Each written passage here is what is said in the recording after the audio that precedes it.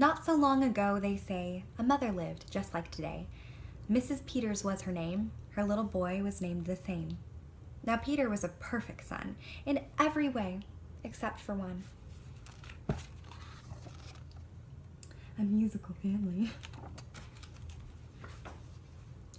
When Peter was just 1 year old, he did not like his milk served cold. He did not like his milk served hot. He liked it warm, and he would not drink it if he was not sure it was the proper temperature.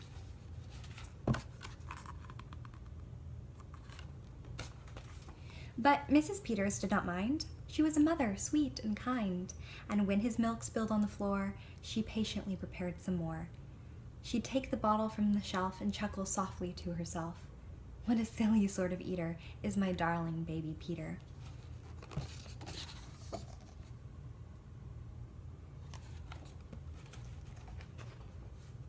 When Peter had not yet turned 2, another baby, sweet and new, was born, dear Lucy, small and fair, with big blue eyes and curly hair. But long before this child was grown, she had opinions of her own, of what she'd eat and what she'd not. She hated milk, both cold and hot, and warm was worst of all. Instead, whenever Lucy dear was fed, she bellowed for pink lemonade. Not from a can. Oh no, homemade. Isn't it beautiful? I want to live there. Look at the trees. But Mrs. Peters did not mind. She squeezed each lemon to its rind while mopping milk up from the floor and patiently preparing more. She'd take the lemons from the shelf and giggle softly to herself. What a silly pair of eaters are Lucy dear and Peter Peters.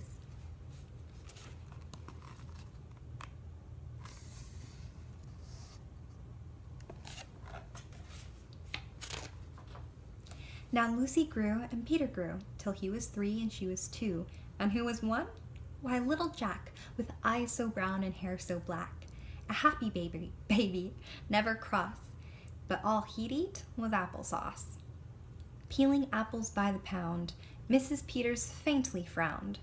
She'd take the apples from the shelf and murmur weakly to herself, what a silly bunch of eaters are Lucy, Jack, and Peter Peters. I love this picture because it's fall, and that means it's not hot. That'd be great. Thank you. Peter, Lucy, and young Jack had another brother, Mac. Mac was charming, round, and plump, but if his oatmeal had a lump, Mac would dump it on the cat. Mrs. Peters hated that.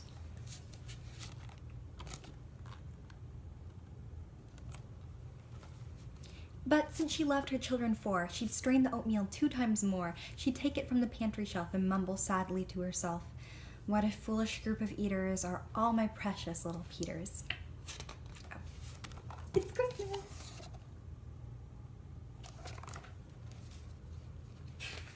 You have a kid on the toilet over here.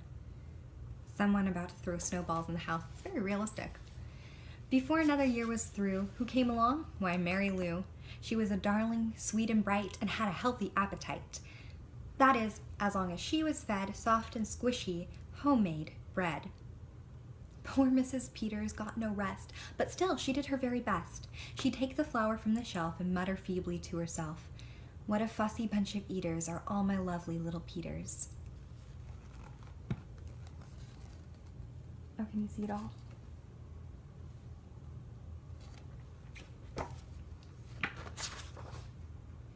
A year rolled by, the children grew. They really are a splendid crew, sighed Mrs. Peters, pinning pins and diapering her brand new twins. Little sisters, quick and smart, impossible to tell apart. But flow like poached eggs, fran like fried, and if she mixed them up, they cried. Tired to the very bone, Mrs. Peters groaned to groan. She'd take the eggs down from the shelf and whisper weakly to herself, what persnickety young eaters are all my 7 little Peters.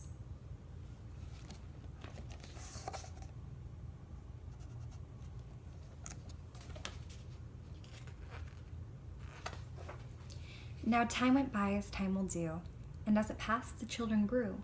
The problem was that as they grew, their appetites kept growing too, but not their choice of what to eat. Each child continued to repeat. They wanted what they had before. The trouble was, they wanted more.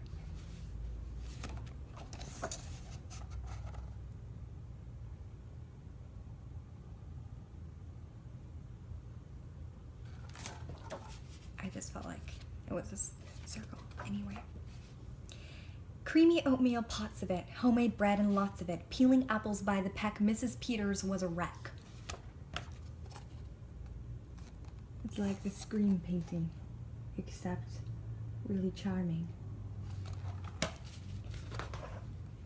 She wiped her brow and heaved a sigh. Another year was passing by. In fact, she realized with sorrow, her birthday would arrive tomorrow. Drearily she shook her head and wearily went up to bed.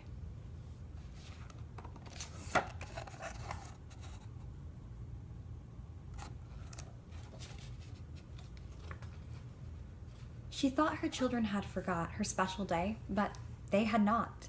At crack of dawn, they all began to carry out their secret plan. Mrs. Peters would be fed a birthday breakfast in her bed, a breakfast made of all the foods that kept them in such happy moods. I love this.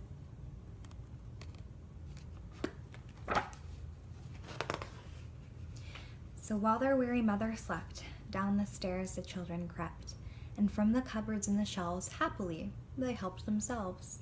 Cheerfully they chopped and stirred, preparing what they each preferred. But despite the pains they took, since nobody knew how to cook, to measure things or make them hot, the more they tried, the worse it got. So, me, every day in the kitchen.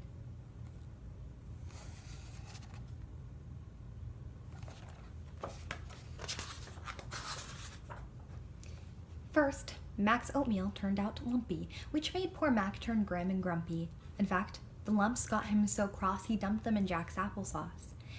This bothered Jack so much he threw it in the dough of Mary Lou, who tossed the mismatch that made straight into Lucy's lemonade. And that put her in such a huff, she poured the icky, sticky stuff into the double frying pan that held the eggs of Flo and Fran, who flung the hodgepodge on the spot into the milk in Peter's pot. Wait, is this the right way? Yep. It's a mess. But when they saw what they had done, they wished they never had begun. They'd hardly slept a wink that night, and still things hadn't turned out right. And even though they tried their best, it hadn't worked. They were depressed. They'd be in trouble too, unless they found some place to hide the mess.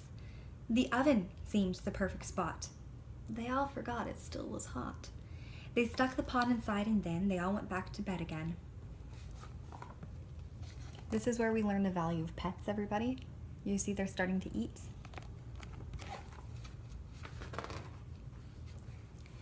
The clock struck 6, but on they slept. Meanwhile, their mother softly stepped down to the kitchen, smelled a smell. What could it be? She could not tell. It smelled so good, she sniffed some more and opened up the oven door. She woke the children with her cries. They all came running in surprise, and in the kitchen what they found was Mrs. Peters dancing round, and in the oven, no mistake, a pink and plump and perfect cake. See? See the animals? They cleaned up. And as their mother danced with glee, she cried, "A birthday cake for me? A birthday cake still piping hot? To think I thought that you forgot.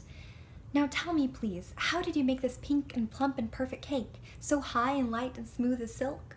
"It's smooth as silk from all my milk," said Peter. Lucy said, "It's pink from all my lemonade, I think." "And from my apples," added Jack. "My oatmeal made it soft," said Mac. "My bread dough too," said Mary Lou. Said Fran and Flo, "As for its size, it was our eggs that made it rise." Then everybody sniffed some more and danced around the kitchen floor.